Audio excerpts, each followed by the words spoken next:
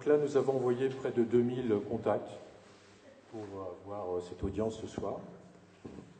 On va répéter ça tous les mois sur cette fin d'année et ensuite on continuera. Donc Sybille dirige le groupe Les Valeureux qui est à Paris et elle met en place une plateforme informatique de mise en contact, de mise en circulation de toutes les données pour n'importe quelle association, institution ou entreprise. Un énorme travail qui est en fin de parcours, qui va être à disposition à vous si vous faites partie de collectifs ou d'associations. Donc notre objectif pour nous, c'est, vous avez sûrement tous entendu ou peut-être vu une vidéo ou un truc à la télé sur les monnaies complémentaires locales. Qui n'en a pas entendu parler? Bon, c'est parfait. Donc vous savez que c'est en plein développement, il y en a une vingtaine qui sont en route, qui marchent en France. Bonjour, venez par ici. Il y en a une vingtaine qui marchent, il y en a une soixantaine qui se mettent en place. Et dans le monde, on pense qu'il va y en avoir 5000 bientôt en route. Donc bien souvent, ce sont des monnaies locales, complémentaires, c'est un peu redondant, mais c'est le titre qui a été choisi, dans lesquels il va être possible pour des particuliers d'aller dépenser autre chose qu'un euro, mais une nouvelle monnaie, chez son Biocoop, chez son marchand de ceci, dans une AMAP, dans d'autres domaines qui sont liés directement à tout ce qui est écologique, mais aussi, pour nous, Simba, nous avons voulu commencer par le secteur des entreprises, B2B, business to business, et on va l'étendre après aux particuliers. Donc, notre objectif est grand, les statuts ont été signés en juillet dernier, une SIC, donc une Société Civile d'Investissement Collectif, c'est-à-dire c'est la suite logique des coopératives dites ouvrières. Et là, on a le droit d'avoir plusieurs panels, plusieurs groupes de personnes qui se retrouvent. On s'appuie sur le fait qu'une voix égale une personne, quel que soit le nombre de parts qu'elle va prendre, mais que les particuliers vont prendre une seule voix, les entreprises ou les associations vont en prendre 2, les entreprises vont en prendre 3 et les collectivités locales vont en prendre plus. Donc là, on est arrivé à bientôt 60. On a réuni 13 500 €. Il faut qu'on passe à 18 500 pour passer en SIC, toujours pareil, Société collective d'investissement collectif, en situation de SA, Société anonyme, qui demande à ce qu'on ait trouvé 18 500 €. On compte sur vous, puis d'autres.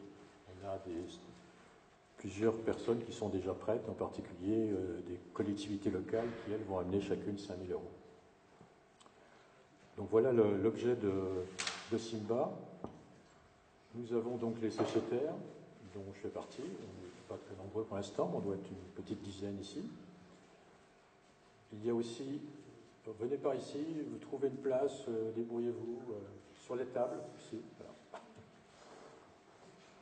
Nous avons bénéficié de ce lieu qui est magnifique, mais effectivement, il n'y a pas encore le nombre de chaises pour ça.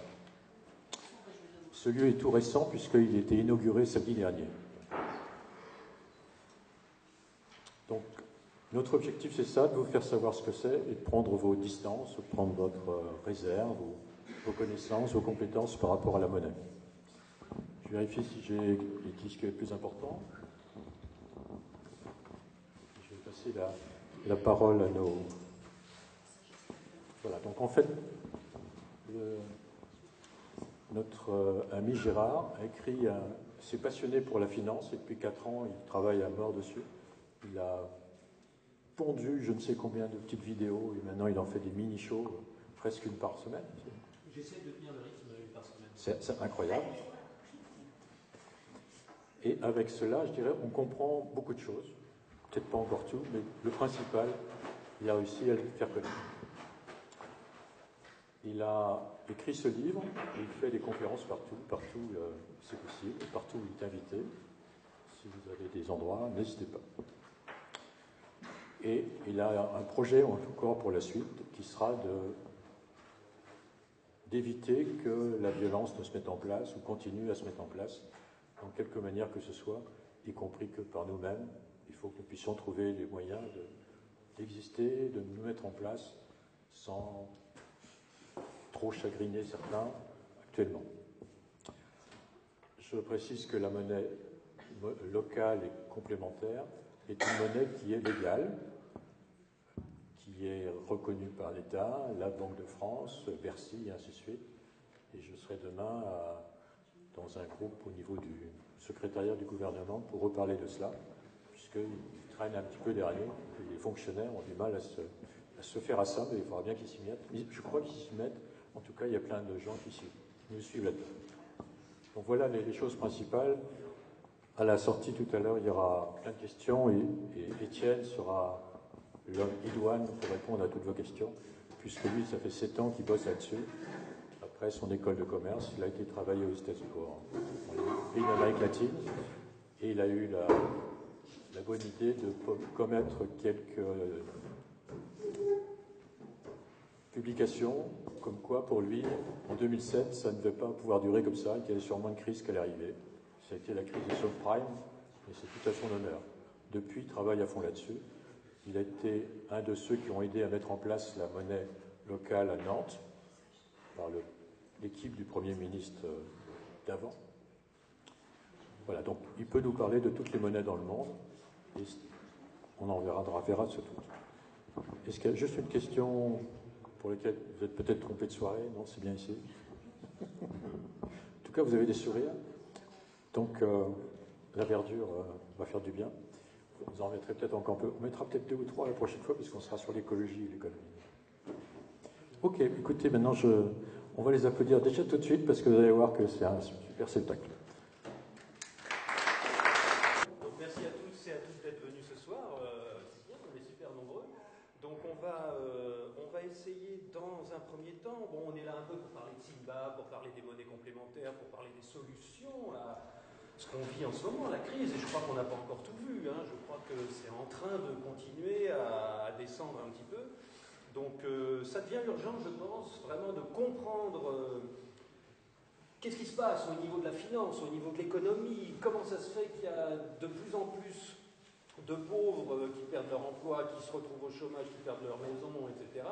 Et d'un autre côté, des riches, le 0,01%, qui ne subit pas la crise, au contraire, qui voit ses revenus augmenter de plus en plus. Donc là, on est encore dans un monde où les inégalités deviennent de plus en plus importantes. Le 0,01% de la population les plus riches l'année dernière a vu ses revenus augmenter de 25%. C'est quand même énorme, un quart de revenu en plus sur un an, c'est énorme. Il y a une étude de Oxfam, vous savez, c'est un genre d'Emmaüs international qui lutte contre la grande pauvreté. Vous connaissez peut-être Oxfam. Ils ont fait faire une étude sur le patrimoine, les possessions des plus riches par rapport aux plus pauvres. Et là, il n'y a pas très longtemps, il y a quelques mois, ils ont fait le total. Vous savez, il y a les 100 personnes les plus riches du monde dans le magazine Forbes. Et donc, ils ont calculé que les 67 personnes les plus riches du monde possédaient autant à eux 67 que les 3,5 milliards les plus pauvres de la planète. Donc on est dans un monde qui devient de plus en plus difficile à vivre pour tout le monde, y compris pour les plus riches, parce que ça devient très difficile de vivre dans un monde où on sait qu'on profite d'un système qui rend tout le reste de la population malheureux. Donc voilà, les solutions, elles sont importantes à mettre en place, à comprendre, etc. Et donc forcément que la différence entre les riches et les pauvres, c'est qu'il y en a qui ont beaucoup de monnaie, d'argent, et qu'il y en a d'autres qui n'en ont pas. Moi, c'est comme ça que je me suis intéressé à ça. Je me suis dit, c'est bizarre quand même qu'il y ait des gens qui aient beaucoup d'argent et d'autres qui n'en aient pas. Et donc, je me suis dit, il doit y avoir un truc dans la distribution de la monnaie, déjà au départ. Parce qu'il y a des gens qui gagnent 10 000 fois plus que d'autres.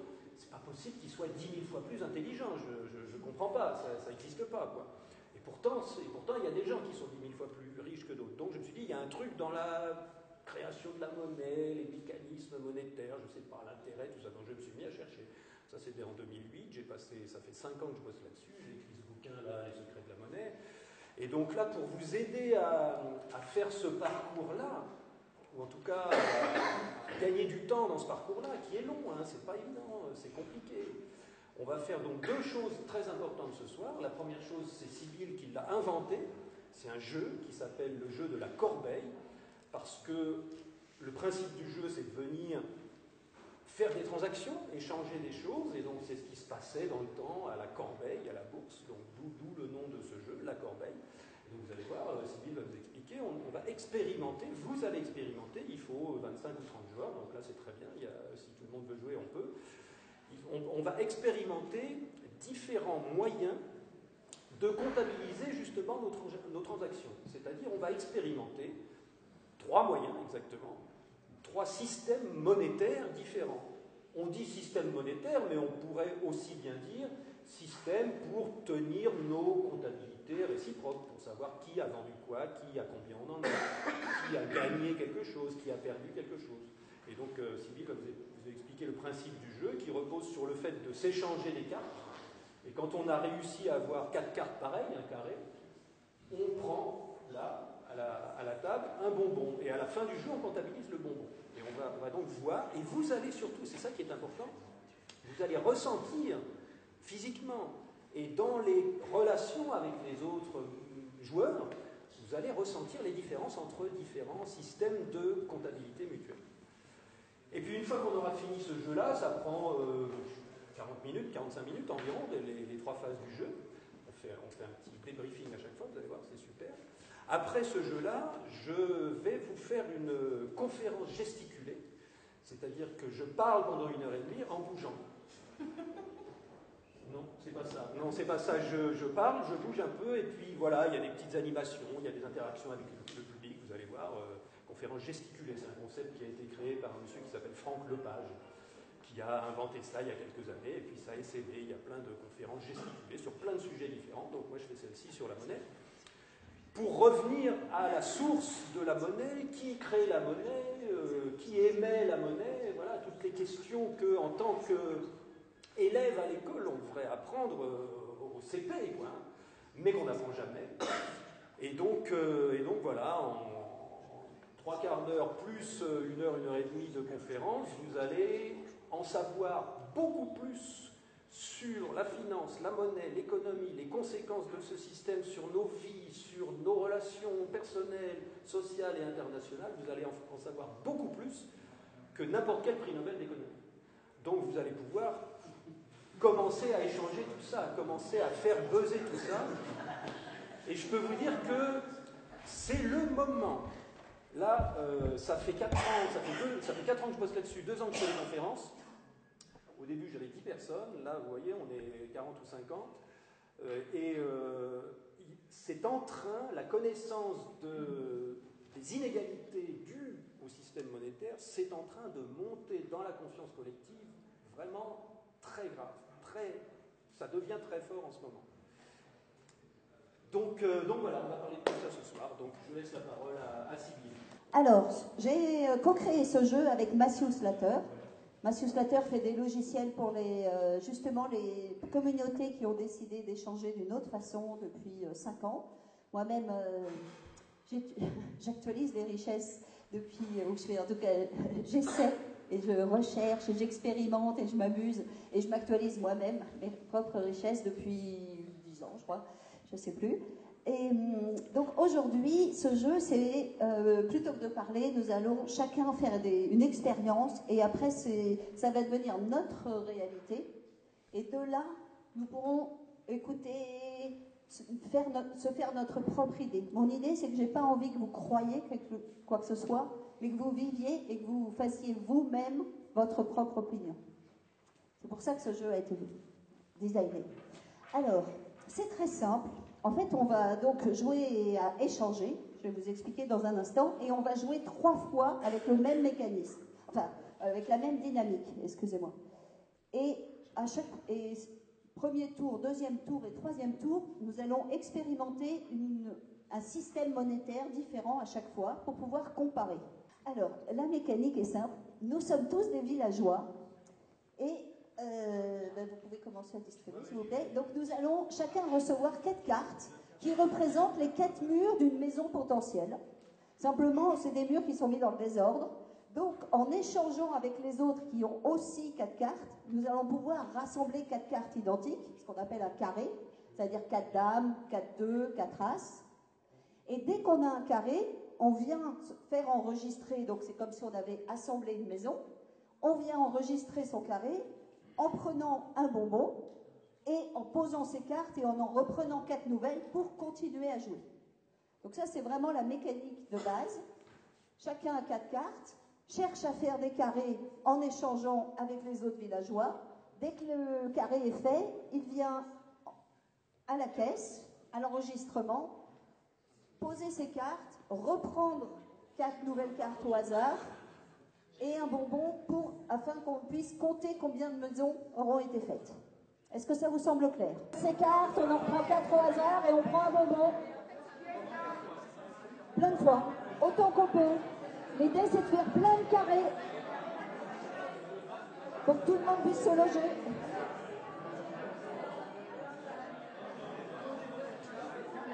Donc, prenez vos cartes, posez vos cartes, prenez 4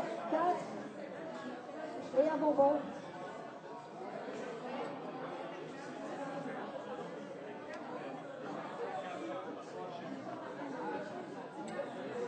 Et normalement,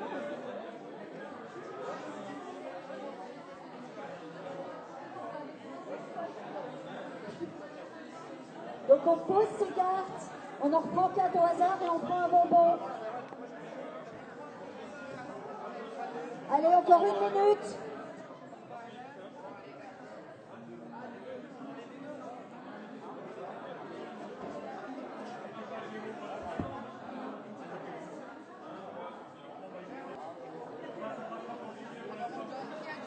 Alors attention, ne mangez pas les bonbons, hein. Ah non, non, non, parce on va les comptabiliser après. Donc retenez-vous, vous ne mangez pas les bonbons. Je répète.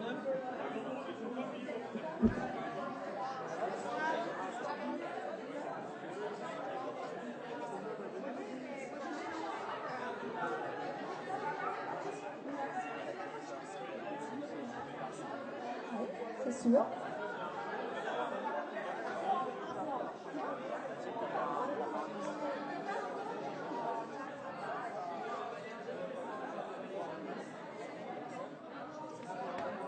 Allez.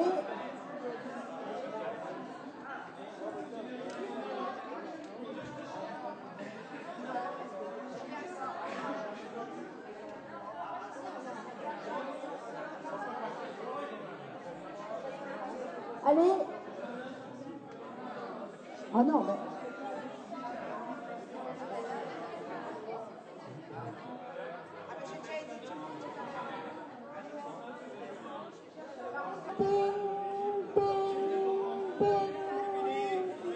Enregistrement des dates. Les gens qui ont gagné des bonbons, vous les montrez parce qu'on va les compter, parce qu'à chaque tour, on va essayer de comptabiliser pour voir si ça marche mieux ou moins bien, ou comment vous vous êtes senti, etc. Donc on commence là. Voilà. Donc 1, 4 et 1, 5, 6, 7, 8, 9, 10, 11, 12, 13, combien il y en a? 13, 5, 18, 19, 20. Vous me dites combien vous en avez? 24, 20, 28, 30, 33, 36, 39, 40, 41. Ok. Et je recommence ici devant. Donc là, on avait 41. Vous vous souvenez, 41? Alors, 4, 6, 7 en tout. Donc 7 et 6, 13. 13 et 4, 17, 20, 22, 24, 24 et 4, 28 et 4, 32, 32 et 2, 36, 38, 5, 43, 46, 46 et 6, 52. 52. Donc là, ils ont fait 52, les gars, là. Hein. Et vous, 41. Non. Bon, enfin, je dis rien. Bon. Ah, c'était les deux? Oui. Donc 52 et 41, 92. C'est 93. 93, je crois que nous sommes 40, à peu près. J'espère. Alors, ce que j'aimerais entendre, donc voilà, ça c'est un fait objectif. 93 carrés en 8 minutes. Et j'aimerais de vous entendre pour savoir qu'est-ce qui s'est passé pour vous. Comment vous avez senti ce moment d'échange?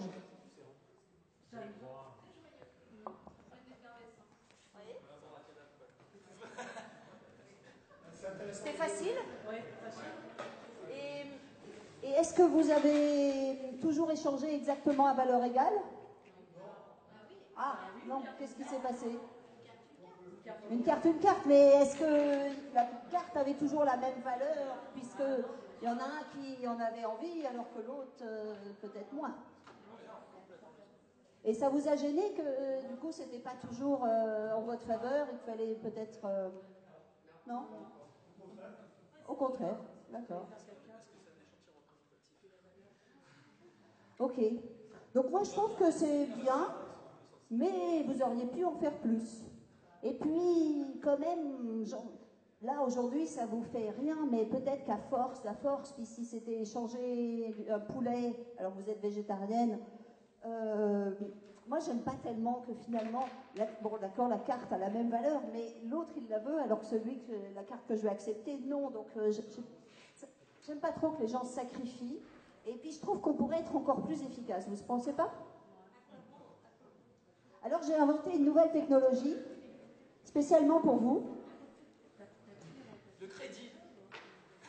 La monnaie, les billets. Parce que bon, s'échanger comme ça, c'est quand même un peu primitif.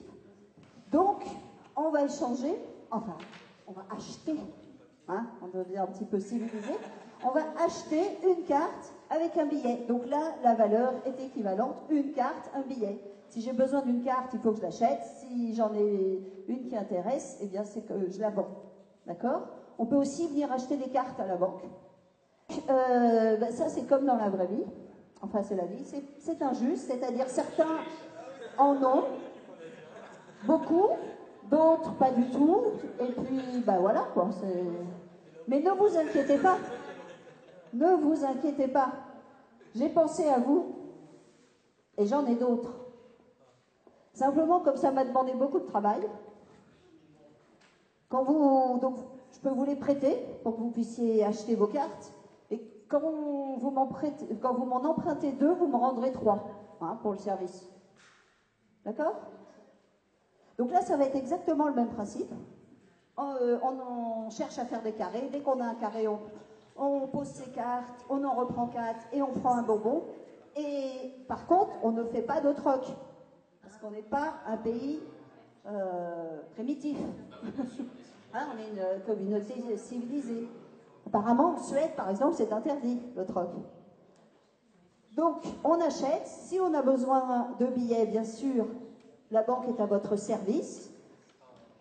Et quand vous en empruntez 2, vous en rendrez 3. Eh bien, dès que c'est fini de distribuer, on va dire le top. Qu'est-ce qui se passe?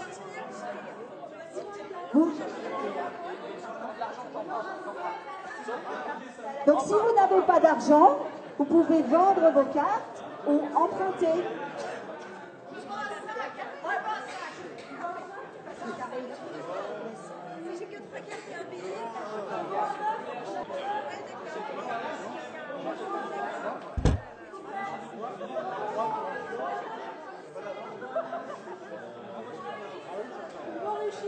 Alors, les carrés, je vois pas beaucoup de carrés, qu'est-ce qui se passe?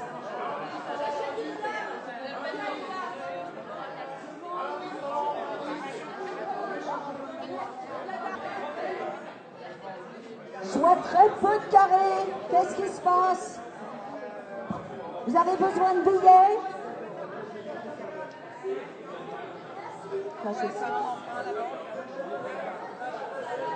Vous voulez des billets? Vous n'avez pas besoin de billets? Un peu de billets pour acheter? Des billets pour acheter?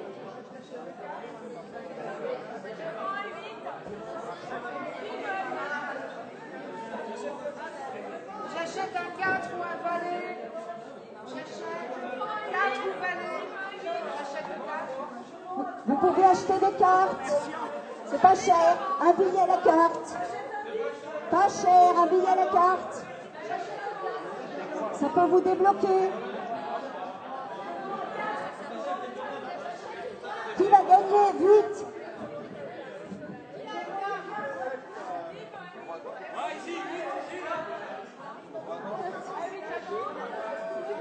a des billets disponibles. Venez prendre des billets. Achetez des cartes. Vite.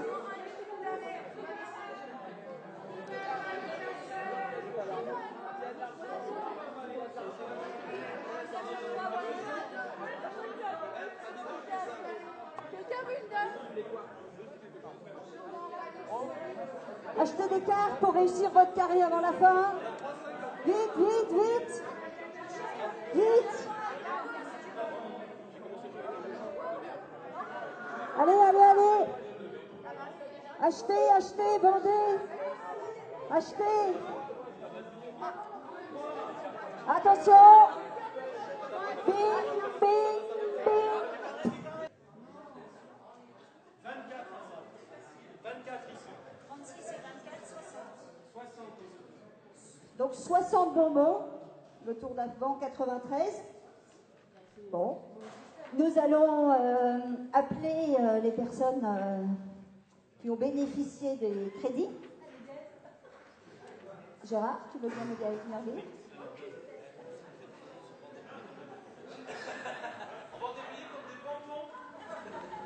Alors. Donc les emprunteurs, nous avons Sofiane qui nous a emprunté à nous les banquiers 2 billets. Donc il doit en rendre 3. Voilà. Alors, combien tu as? Oh. Alors voilà, voilà un citoyen performant qui a réussi à emprunter. Responsable, mature. Il a dû faire une école de commerce, non? Il a fait une école de commerce, c'est un homme d'affaires. Il sait gérer ses affaires Premier consciencieusement. exemple. Alors, deuxième personne. Donc ça. Alors nous avons l'exemple de Sébastien qui a emprunté 2 billets et qui a rendu ses 3 billets avant la fin du jeu. Avant la fin du jeu. Sébastien, où il est Sébastien? Et Sébastien, combien tu as de bonbons?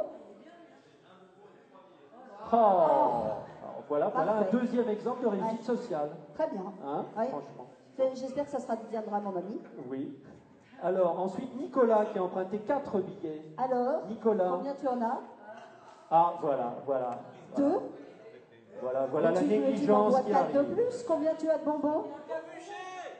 Oh, bon. Alors, je vais prendre tes 2, tes 3 bonbons. 3 bonbons, mais il n'y en a même pas assez. Non, c'est de la fausse monnaie, les bouchons. Non, mais... Bon, excuse-moi, mais là, tu vas en prison. Allez, hop. Prison pour dette? Ah oui.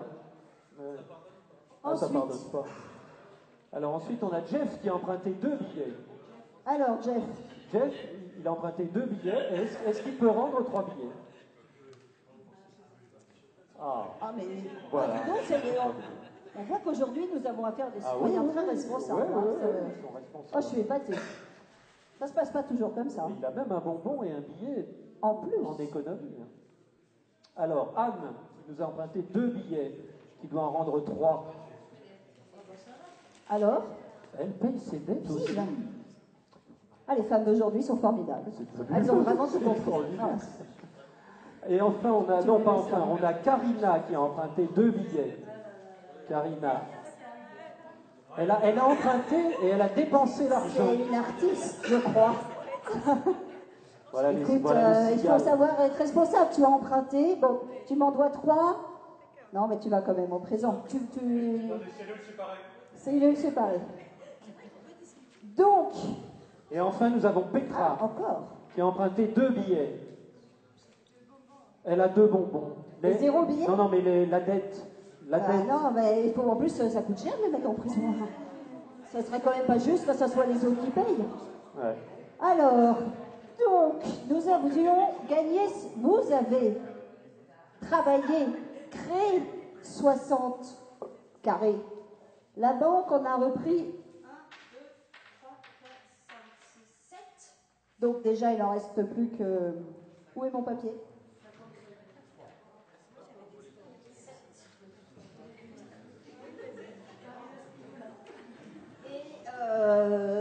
Maintenant, vous pourrez savoir combien il y a de billets en ramassant les billets? Oui, alors 15 billets. Il reste 15 billets? Il reste 15 billets. D'accord. Bon, ben j'en ai plus que vous. Enfin, la banque en a donc 15 et moi j'en avais... non, pareil. Elle se voit, la banque. Enfin voilà, pas de problème. Donc, maintenant j'aimerais vous entendre. Maintenant qu'on a les faits, Qu'est-ce que vous avez ressenti? Qu'est-ce qui s'est passé pour vous?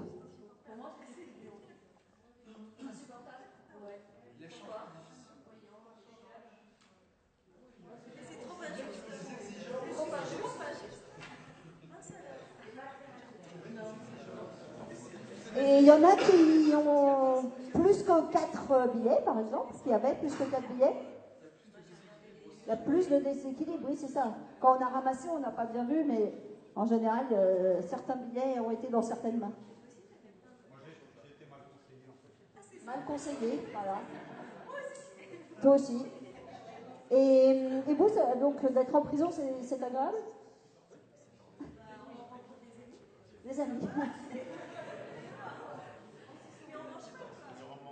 Et alors, quand vous échangiez, vous regardiez quoi?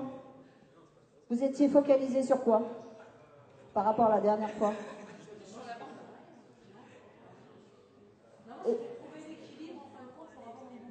D'accord. Et ceux qui ne sont pas venus chercher des sous à la banque, c'est que vous n'en aviez pas besoin? Pourquoi vous n'êtes pas venus? Ça aurait permis de créer plus de bonbons. Ah, vous vous méfiez de la banque? Alors, justement, comme j'ai un peu peur de votre réaction, à force que je mets des gens en prison et que vous dites que c'est pas agréable et tout ça, bon, j'ai un peu peur que vous me lynchiez, donc j'ai réfléchi et j'ai inventé encore une nouvelle technologie qui est exactement ce que Simba va proposer. Et ça s'appelle le crédit mutuel, donc ça n'a rien à voir avec la banque. Crédit mutuel ou troc notifié ou double comptabilité. Et en fait, c'est tout simple. Donc, il n'y a pas de banque centrale. Chacun va recevoir... Peut-être que vous pouvez vous le faire passer. Va recevoir un petit, on va dire un petit porte-monnaie qui a une graduation de -5 à +5 en passant par 0. Donc, s'il vous plaît, commencez en mettant à 0. Et en fait, l'idée, c'est qu'on va... Donc, crédit mutuel, ça veut dire qu'on va se faire confiance mutuellement. Et qu'on ne va pas avoir de monnaie, mais on va compter nos échanges. Alors, comment on compte les échanges? Eh bien, de la même manière qu'avec les billets, quand on achète une carte, ben en fait, on se met à -1, comme si on l'avait payé, et l'autre qui l'a vendu se met à +1. Ce qui fait que quand on échange, il y en a toujours un qui met +1 et l'autre qui met -1. Et on ne peut pas aller au-delà de +5, on ne peut pas aller au-delà en dessous de -5. Donc, si vous êtes coincé à +5, ça veut dire qu'il faut acheter. Si vous êtes coincé à -5, ça veut dire qu'il faut vendre. D'accord? De la même façon, on peut venir chercher des cartes à la banque qui a elle-même ses petits porte-monnaies. Et sinon, c'est la même dynamique. On essaie de faire des carrés. Dès qu'on les a, on vient poser les cartes, en reprendre 4 au hasard, prendre un bonbon et continuer. Ça vous va? C'est parti. Et vous prenez un bonbon et c'est reparti.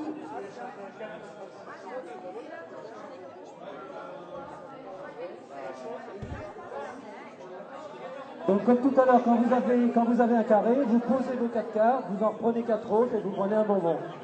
Comme à chaque fois.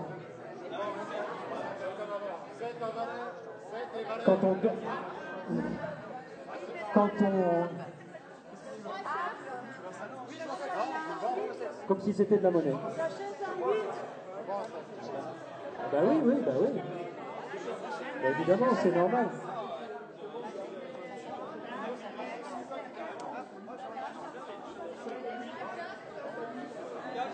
Donc celui qui donne la carte à +1 et celui qui la reçoit à -1. On en reprend 4 au hasard, sans avoir à payer bien sûr, et un bonbon.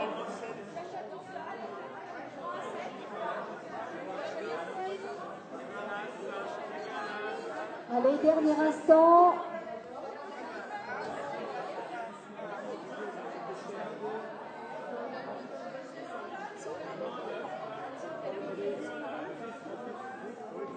Allez, 3, 2, attention, 5, 4, 3, 2, 1. Donc les faits nous montrent quasiment autant de bonbons que le premier, beaucoup plus que le deuxième, et surtout j'aimerais savoir comment ça s'est passé pour vous.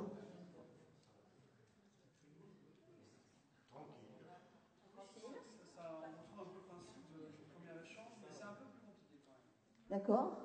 C'est un peu plus lent. Oui. N'oubliez pas que le premier, c'est aussi que vous avez souvent pris des cartes qui n'étaient pas celles que vous vouliez. Hein. Donc, est-ce que là, vous avez pris des cartes que ce n'étaient pas celles que vous vouliez? Non. Est-ce que vous avez eu l'impression qu'à un moment, c'était pas juste? Non. Et est-ce que ça a été un problème d'être... Parce que j'ai entendu qu'il y a beaucoup qui étaient à 0. C'est que vous avez fait exprès de toujours viser d'être près de 0 ou c'est... Ouais. Et pourquoi?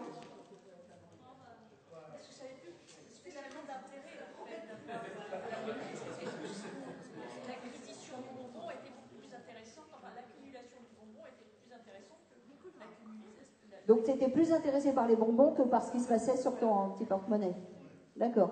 Mais certains avaient un souci de rester autour de 0. D'accord. Oui. De ne pas descendre en deçà. Pas descendre en deçà de 0. Ça, c'était un problème.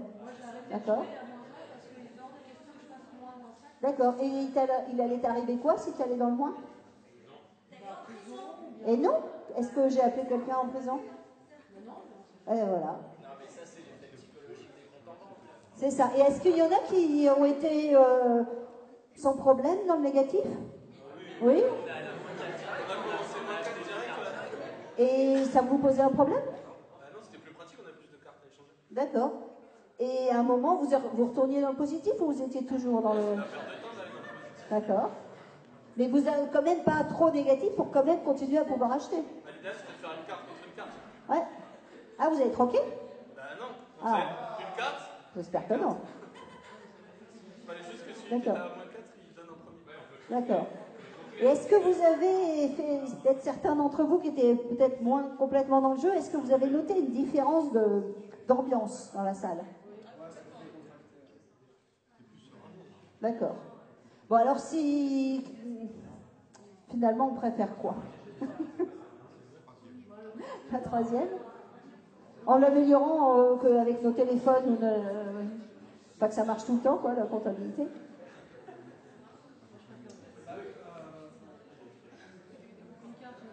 Alors, l'idée, c'est que là, on voit qu'il n'y a personne en prison, et puis qu'on a été dans le positif, dans le négatif. Et l'idée du crédit mutuel, c'est vraiment basé sur la vie. Parce que dans la vie, on inspire et puis on expire, et c'est pas grave. On donne et on reçoit, et les deux sont bien. Et il n'y a pas à ne plus aller, d'être toujours en dette, comme on dit. Et en fait, c'est juste certains moments, on reçoit, et d'autres fois, on donne. Et quand on reçoit, c'est qu'on donne aussi l'opportunité à l'autre de nous donner. Donc finalement, bon, c'est très philosophique.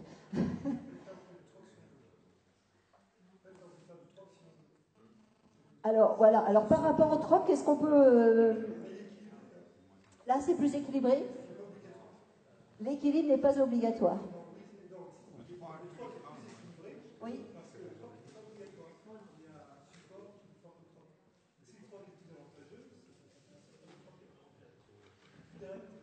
D'accord. J'ai pas trop compris qu'est-ce que ça veut dire.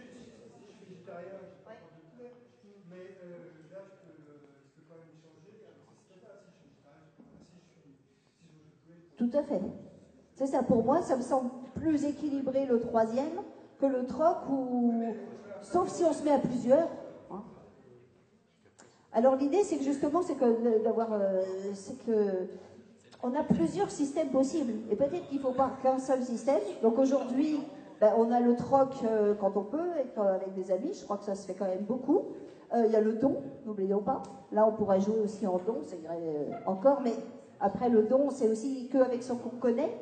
Bon, il y a le deuxième tour qu'on connaît. Je pense que c'est aussi très efficace, et dans beaucoup de groupes, c'est plus efficace que le troc. Parce que vous avez été très...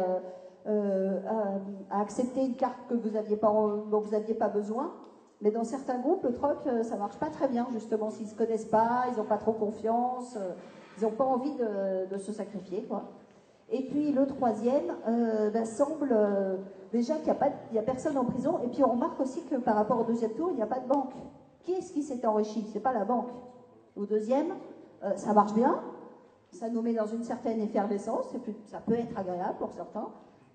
Par rapport au troisième ou au premier qui sont plus calmes. Mais voilà, le deuxième, Est-ce que le banquier doit recevoir autant d'argent pour le travail qu'il fait?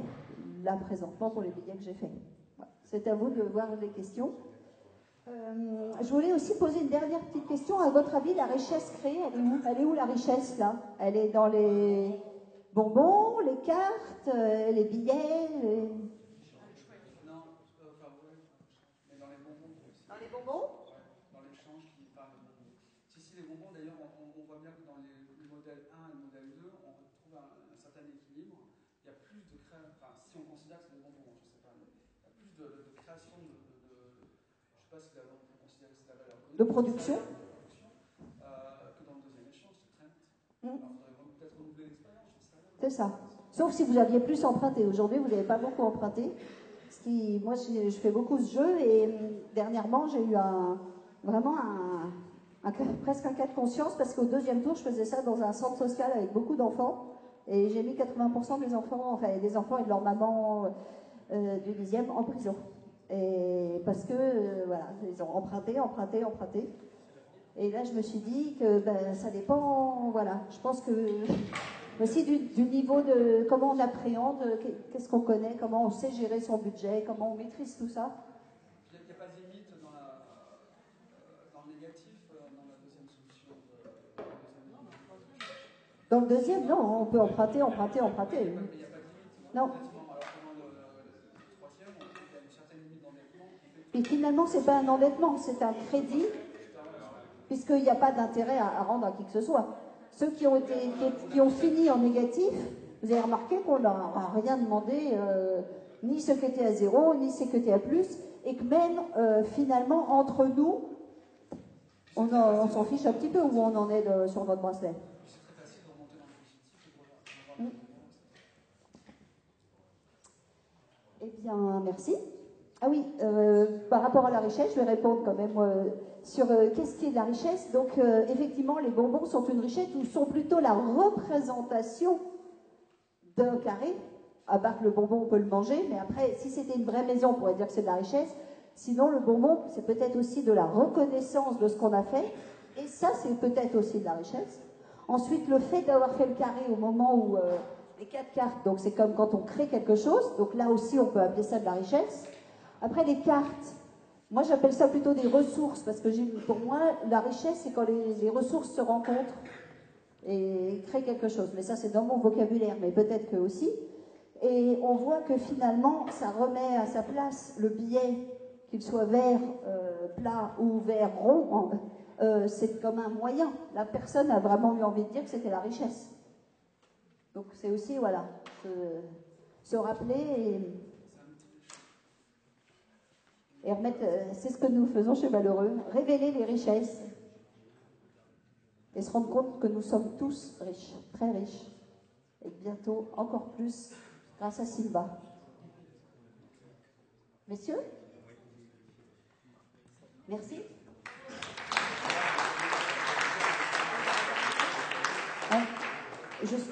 Toi aussi. Juste, ce jeu, il est en Creative Commons, c'est-à-dire que tout le monde peut l'utiliser et si vous voulez bien nous citer et puis surtout nous raconter comment c'est passé et puis il y a même tout le kit pour fabriquer tout et tout ça. Donc vous allez sur le site de Malheureux et enfin La Corbeille. En fait, le jeu La Corbeille, ça y va directement, c'est sur le site de Malheureux. Pour ceux qui le veulent en anglais, vous trouvez donc la traduction en anglais, c'est The Pro Trading Game. Et ce jeu tourne en fait partout en France et à l'étranger. Et donc, emparez-vous. Ce que j'invite, c'est d'abord y jouer avant de l'animer. Parce que même si j'ai essayé d'expliquer, je pense qu'il faut le vivre. Et je serais contente qu'il se joue partout. Merci bien.